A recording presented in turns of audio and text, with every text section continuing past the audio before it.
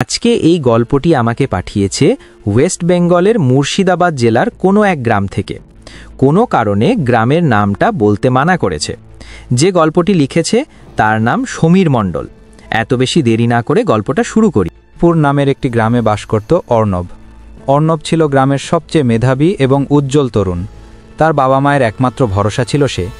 কিন্তু অর্ণবের উন্নতির পথে কাঁটা বিছিয়েছিল তারই আপন কাকা শঙ্কর। শঙ্কর ছিল ভীষণ হিংসুটে। অর্ণবের বাবার সম্পত্তি এবং সামাজিক প্রতিপত্তির ওপর তার ছিল কুবাসনা। নিজে কোনোদিন কিছু করে উঠতে পারেনি বলে তার সমস্ত আক্রোশ গিয়ে পড়েছিল নিরীহ অর্ণবের ওপর। হিংসার আগুনে জ্বলতে থাকা শঙ্কর এক ভয়ঙ্কর পথ বেছে নিল। সে গ্রামের বাইরে থাকা এক কুখ্যাত তান্ত্রিকের কাছে গিয়ে ধর্ণা দিল এবং বিপুল অর্থের বিনিময়ে অর্ণবের ওপর কালো জাদু করার চুক্তি। জাদুকরের তান্ত্রিকের কাছ থেকে একটি মন্ত্রপুত পুতুল আর কিছু অশুভ উপকরণ নিয়ে এলো। গভীর রাতে গ্রামের শ্মশানের কাছাকাছি একটি বটগাছের নিচে বসে সে কালো জাদুর প্রক্রিয়া শুরু করল। মন্ত্রের পর মন্ত্র পাঠ করে সে পুতুলটির বুকে একটি সূচ ফুটিয়ে দিল, যা প্রতীক ছিল অর্ণবের হৃদয়ের। পরের দিন থেকেই শুরু হলো সেই অভিশাপের ফল। অর্ণব সামান্য জ্বরে আক্রান্ত হলো, কিন্তু কোনো সাধারণ ওষুধেই তার জ্বর কমছিল না। সে ধীরে ধীরে দুর্বল হতে শুরু করল। অর্ণবের শরীর শুকিয়ে যেতে লাগল। তার চোখগুলো নিষ্প্রভ হয়ে গেল। সে রাতে দুঃস্বপ্ন দেখত এবং ঘুমের মধ্যে ছটফট করত। তার চিকিৎসকও এ রোগের কোনো কারণ বা নিরাময় খুঁজে পাচ্ছিল। 6 মাস পর অর্ণব একেবারে শয্যাশায়ী হয়ে গেল। তার উজ্জ্বল হাসি, তেজ, মনন সব যেন তিলে তিলে নিভে যাচ্ছিল। তার বাবা মা দিশাহারা হয়ে মন্দিরে মন্দিরে ঘুরেও কোনো ফল পেলেন না। শঙ্কর রোজ অর্ণবকে দেখতে আসত। সহানুভূতি দেখানোর আড়ালে সে মনে মনে উল্লাস করত। প্রতিবার যখন সে অর্ণবের শীর্ণ দেহ দেখত, তার চোখ চিকচিক করে উঠত। সে গোপনে পুতুলটিতে আরও নতুন নতুন আঘাত। অর্ণবের বাবা মা যখন প্রায় সব আশা ছেড়ে দিয়েছেন, তখন এক রাতে অর্ণব শেষবারের মতো চোখ খুলল। সে অত্যন্ত ক্ষীণ স্বরে তার মাকে বলল, মা, আমার মনে হয় কেউ আমাকে শেষ করে দিচ্ছে। ভেতরে কোনো এক শক্তি, আমি আর পারছি না। এই কথা বলার কিছুক্ষণের মধ্যেই অর্ণব চিরতরে চোখ বুজল। অর্ণবের মৃত্যুতে পুরো গ্রাম স্তব্ধ হয়ে গেল। তার বাবা মা পাগল প্রায় হয়ে গেলেন। শঙ্কর প্রকাশ্যে শোক দেখালেও ভেতরে ভেতরে সে তার লক্ষ্য পূরণের আনন্দে মেতে উঠল। অর্ণব মারা যাওয়ায় এবার তার বাবার সম্পত্তি দখল করা সহজ হবে বলে। কিন্তু কালো জাদু এমনই এক শক্তি যা সবসময় তার ফলদাতার কাছেও ফিরে আসে। ভীষণ যন্ত্রণা পেতে পেতে অর্ণবের মৃত্যু হয়েছিল। সেই যন্ত্রণা এবার ফিরে এলো শঙ্করের জীবনে। অর্ণবের মৃত্যুর পরের দিন শঙ্কর যখন নিজের ঘরে আরাম করে বসেছিল, হঠাৎ তার বুকটা চিনচিন করে উঠল। প্রথমে সে পাত্তা দিল না, কিন্তু ব্যথাটা ধীরে ধীরে অসহ্য হয়ে উঠল। যখন সে ঘুমোতে গেল, তখন সে এক ভয়ঙ্কর স্বপ্ন দেখল।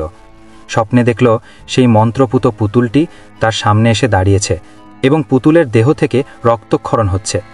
পুতুলটি তার দিকে তাকিয়ে বলছে, যে অন্ধকার তুমি অন্যের জীবনে এনেছো, সেই অন্ধকারেই এবার তুমি ডুববে। এই অভিশাপের ফল এবার তোমাকেও ভোগ করতে হবে। পরের দিন সকালে শঙ্করের সারা শরীরে এক অজানা ঘা দেখা দিল।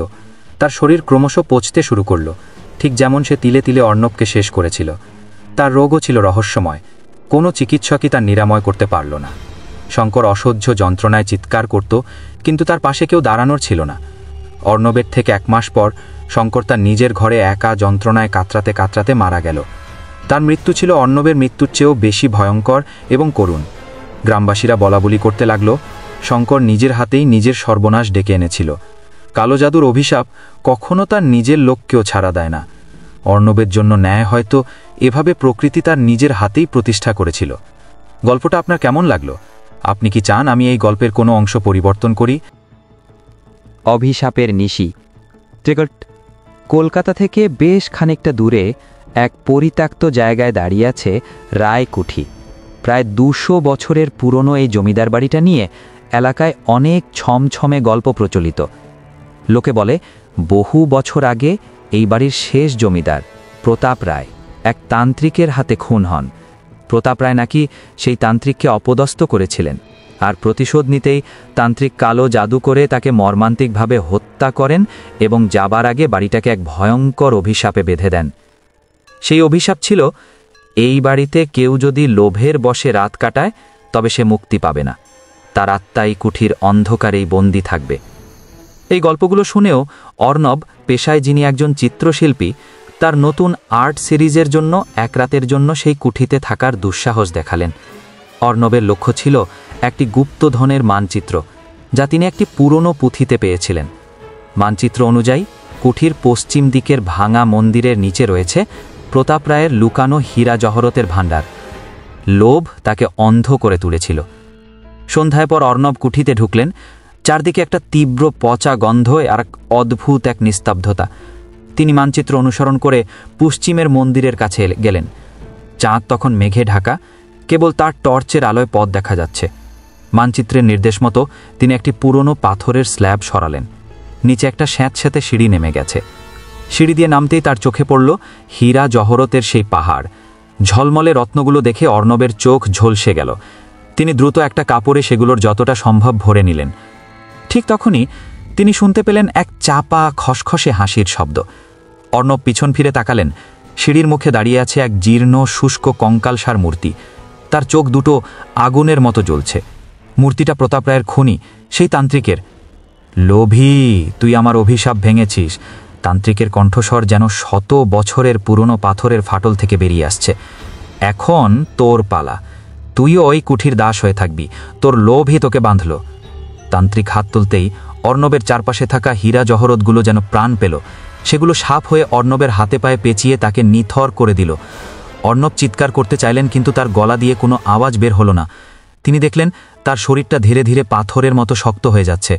তার আত্মা যেন একটা ঠান্ডা অন্ধকার খাঁচায় বন্দী হয়ে গেল। পরের দিন সকালে এলাকার দু একজন লোক কৌতূহলবশত কুঠির কাছাকাছি এসেছিল।